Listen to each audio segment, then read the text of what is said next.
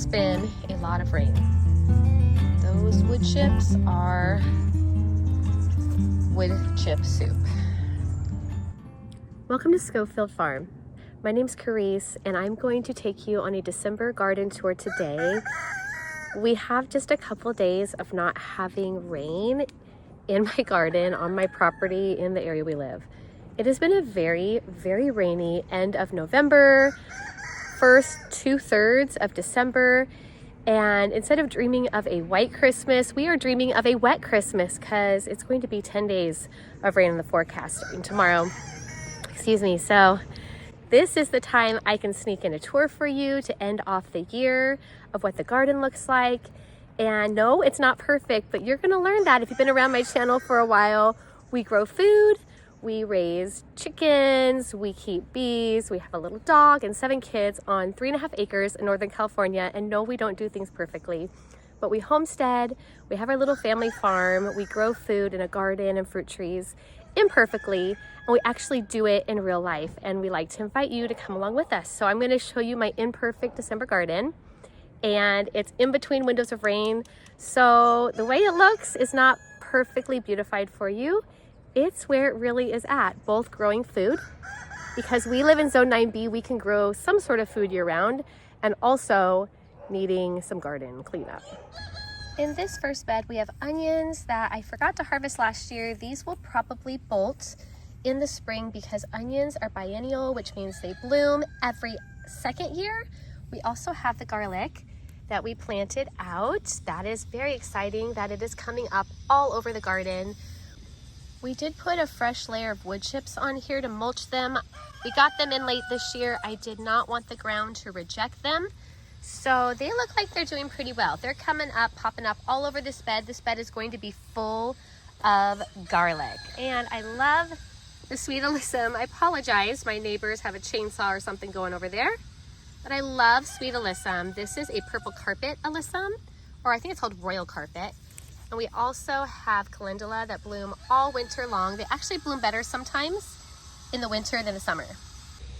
Kind of a noisy time to do a garden tour, I apologize.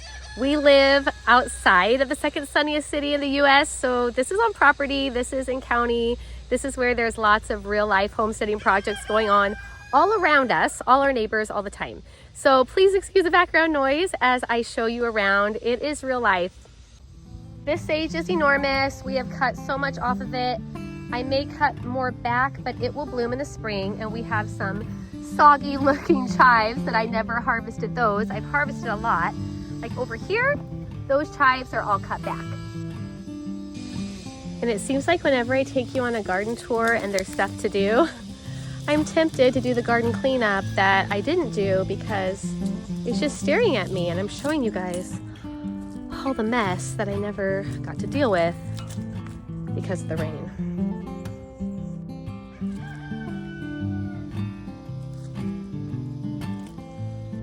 There's still zinnia that died that need to be cleaned up. So as I said, real life, real garden, real mess, but we really do grow food. Okay, over here with all, I think it's a tile saw noise, we have a chard that is probably 5 years old. I think I might finally cut that back and cut it out. I just haven't yet. We have a whole side of a bed. We have 4 by 12 size garden beds. So half of this bed is celery, and I want to harvest a lot of this to make some soups and stews and freeze it over the winter. We have this pink celery that is doing really well. It's doing a lot better now that it's cooler. And then we've got celery de Aline right here that I like. It's got nice fat stalks. I should show you that. It's actually really, really yummy. See that down there?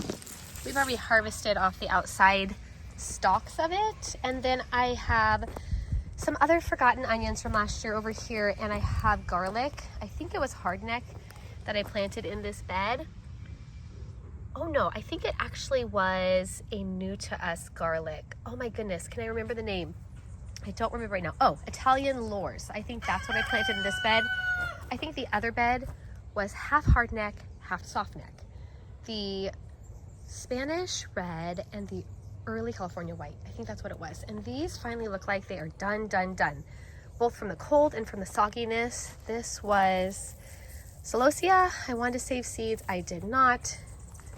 Maybe I'll have it kind of self-seed and maybe come back. I hope so. We also always have chives in this bed, and you can see, oh my goodness, they really mulch this well. I don't even have anything in here, but the boys mulch this very well for me. Next, I want to show you my strawberry bed, and I always like how it looks so Christmassy in December. Sometimes we'll even get strawberries. Like, you'll see some immature ones in here, and you'll see a snippers that I probably don't know where those are. They're probably lost. Okay, you'll see some that are a little bit moldy because they froze. Pull that off. And then some that are just immature that will develop if they don't freeze. But it's all red and green, you guys. That's super festive. They don't die back all the way here. I do need to thin them again. I thinned a bunch of strawberries in our path a while back. Meant to thin all these, and I would like to mulch them or put compost on them, but I hope I do it this year. I hope. I had high hopes last year and did not get to it. It has been so wet that so many things are just super soggy. It's not just that parts of my garden are dead. And I need to find the loppers to take out some of the really big things. I have a good loppers and bad loppers, and of course I lost the good loppers, but things are soggy and dead. It's just like, it's like real life, but goodness, it's soggy. This was my Jamaican Roselle hibiscus. I need to cut it back. That died for the winter. I have leeks in here. I want to add in this bed lettuce like last year, but these are tomato plants that I did not pull out yet. I want to cut them back. The leeks are doing really good, even with a little bit of crowding. Dead basil, but very, very alive calendula. This one I think is called Snow Princess, and it's very pretty. It actually likes the cooler temps and the humidity that we don't get here really any time of year except winter. We are a Mediterranean climate, which means we have a dry season, we have a wet season. For us, our rains are cold rains, they are wet rains, and our summers are not just hot, they are extremely dry. So having irrigation is a must for us. My husband worked so hard getting this whole garden irrigated. Last year, one job he did was to run a second set of irrigation lines to get good pressure to all the beds. We had added beds, and that's like necessary where we live. We don't have the type of weather where the rains in the summer water our garden. We have to water our garden, and then this time of year it's just super soggy and gross. Oh, I've got to show you these onions that I planted with you my last video and show you how well they're doing so far. There's some big, beautiful chards that have been in here for several years.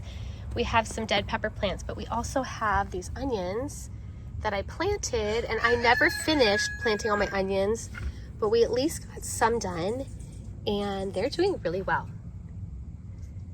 They are just happy as can be. I planted them right before our last week of rain, and they're doing great. One bummer in this bed and a lot of the beds is you see how the soil line is so low. We had a real tunneling problem with gophers and ground squirrels, and they basically tunneled under our beds, and everything, all the soil level and stuff all fell quite a bit, and they tunneled in our paths and all that stuff. We do wood chip paths, and we don't usually have barely any weeds at all. They kind of stirred up the soil, so there's a lot of weeds in the path that I need to deal with probably over the winter if we get dry days. Sometimes we have drought around here, but this year it does not look like there's gonna be drought at all. It looks like we're going to have a lot of rain if this fall is any indication of what the winter's gonna be like. We're gonna have it really wet around here, which is great for the river and the lakes, but it is hard to get out and do a lot in the garden in the winter, even though we have mild temperatures, if it's just pouring wet. I do want to admire this gorgeous chard for a minute. Chard here can live year round, and it actually does really well, and I want to harvest a bunch of this and use it in something because it is beautiful and it is so abundant. This bed over here, half of it we planted some really small lettuce. We were having problems with birds eating our brassicas that we planted. So we put this tulle from Joann's fabric store And you can see they're still pretty small because it's been very, very wet and cold for us, but nothing has stolen them from us, which is good. You'll see some a little bit bigger over here. Those we planted out a little bigger. They are a little bigger. This is going to be beautiful. I don't want to take it off quite yet because there's not a lot for birds to eat right now. And I'm honestly afraid that if I take it off now and the birds go out after the rains, they're going to eat them all up, and then I'm going to have no lettuce again. Everything's a little behind. I want to show you this other bed where I actually put the tulle from Joanne's fabric over my kale, and some of it came off, and those are actually still doing okay. Some still over them and they look good. I might spread it back over the ones that it came off of. But if you look here, we have kale. I did cyber frill this year, and I also did a dino kale. Oh, you've got to look at this. You've got to see these. They are so happy in the winter time, like so vibrant, so happy. They like this kind of weather. So much is dead, but snapdragons, they live here through the winter, and those will probably bloom very early spring or even late winter. And then I wanted to show you over here. Goodness, my tulle fabric already got a rip in it.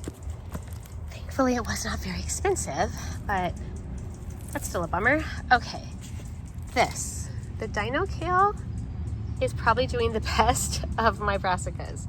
I'm really glad I covered it. I probably could uncover this by now, but I might just wait a little bit. Like I said, the birds haven't had a lot to eat. More charred, more dead. I think those are flowers, and I have dead peppers in this that I need to cut back. And those are my echinacea, purple coneflower. They definitely need to be cut back to the ground. Have not got to that yet. Over here, there is my vining trellis. I think this was mostly loofah. We got a good harvest of loofah. I can show you that on the screen. But over here in this bed, we did clean up all the tomatoes. I would like to take the trellis off, but I haven't. We have some Chinese cabbage. That is looking okay, but you can see where birds have eaten off the edges. You can see that they've been pecking at that quite a bit. We have some other random brassicas that barely survived. I think that might be, I don't know if that's a purple cabbage or cauliflower. Oh, I have it labeled right here. Red acre cabbage. So I've got they were just eaten like crazy by birds. I need to put the tulle over them. I just haven't. I need to, and I know it, and I want to. On the other side, I have some broccoli that even some of these are covered, they still look eaten. I don't even understand why. Look, that is covered and it is eaten. So maybe they're flying underneath, or maybe I'm also battling slugs, roly-polies. I did try beer traps. They did not find success, but over here is a sprouting broccoli, I think. Oh, broccoli raw, that's what it is. I'm so glad for these labels sometimes. That looks okay, but that's only a couple, and I thought I planted a lot more than that, so still a little bit disappointing. Disappointments happen. I try to be real with you guys because I know you might be having disappointments in your garden, or maybe you did this summer, and it happens to everybody. Even when you grow a lot of food, and we do grow a lot of food, we have a lot of success, but we have a lot of failure as well. I was going to show you the area where I planted cauliflower, and I don't think there's even one, not even one left. There were tons of tomatoes in this bed before, but you can see where I labeled amazing cauliflower, and I don't see even the sticks of one. Nothing. Purple of Sicily cauliflower, I see nothing, literally nothing. So disappointing. Over here, there's some more celery that was buried by my tomatoes. It doesn't look that great. I have way better celery on the other side. I might just take these out, freeze them or something, because I don't need this much celery. Not that I need this area of the bed with my brassicas dead, but we'll see. I need to finish cleaning a little bit of this trellis up. Oh my goodness. Oh my goodness. Those chickens, that's who you hear crowing right behind me all the time. So I have a funny video of when we first harvested from grow bags our potatoes. We usually grow them in the ground, and it was a great harvest. We had a ton of wolf spiders. I'll link to that in the description below, but I want to show you, we replanted that day a little bit into the beds. They did kind of die back, freeze, get soggy, but I haven't harvested them yet. They're just waiting for me. Let me show you. You can actually see some potatoes right on the top of some of these beds. It's pretty cool. It's just one of the things I need to get to. But like right here under the alfalfa, there are potatoes just waiting for me. I don't even have a container right now with me, but there are potatoes in here. I could harvest them, but I haven't had the time yet. So hopefully they stay fine. It doesn't look like we have any freezing temps for a while. I have several of them, and you see all sorts of like grass on the ground in between them that I need to clean up. But as I said, the gophers made my job in my paths very hard this year. It was not like this last year. It wasn't like this any year. This real life of the path and the mess is, I don't know, I'm documenting it for you. It's been a rough year. I had surgery, my husband had surgery, we had a lot go on. Physically it was hard. Oh, this bed is so much calendula. It's amazing. That's pretty much what's in here is dead stuff and calendula and a random volunteer red acre cabbage, I think, which almost looks like it might bolt, which it's not warm to bolt, but it's very beautiful. I don't know if it's going to make a head or if it's going to bolt, but there it is. It came back from last year somehow. We have a lot of calendula that's volunteer in this bed because I let it volunteer. I didn't deadhead it very well. Not this summer, but the year before. I probably will take at least half of these out. All the dead flower heads. Okay. Anyway, they're fun, but they took up so much room in the garden this year that I don't want them to have that much space. But it sure makes it look like there's green in this garden when all it really is calendula that's growing. They don't deserve a whole bed to themselves. Over here usually is my potato bed. I gave it a rest from potatoes. Good thing because we had so many gophers. Yes, you see a gopher hawk trap that has not been very successful. Kind of expensive and not successful. You see calendula here and there. We did have a few volunteer potatoes, but you can see how that red soil is right there, the clay soil. That is because the gophers so turned things over and messed things up that this was nice, rich, composty soil I'd worked on for years. You can't even tell anymore. This is where we harvested our sweet potatoes from. And then over there, I have my asparagus beds. I need to cut them back. It's finally time. I just have to go do it. And I'm pretty sure that's a lot of volunteers that are growing up in the path. So I might just need to pull those. I don't really want them in the path, even if they want to grow. I don't want them there. It's messy. I've tried volunteers in the path before of so many different things. I often regret it. Yeah, I often regret letting things go crazy, like all of my zinnia that was like a forest, and then all my strawberries, and then at one point I had a bunch of sprouting broccoli that got a ton of bugs in the summer, and it was just volunteer from seed spilling, so I'm probably gonna pull those up. You guys, that's not a very long garden tour. That's kind of it for December. I'm hoping, I actually have a couple trays of stuff, mostly lettuce and some onions inside. I'm hoping to get planted out probably in January and see how that does. And it's just a different year for us, and that's okay. I want to document it for myself and for you. If you've been around a while, we have done a garden tour every single month. Last December, I'll link to that too below, was much more fruitful. Oh, there is a chicken out of the yard. I don't know how he got out there. We'll have to bring him back in.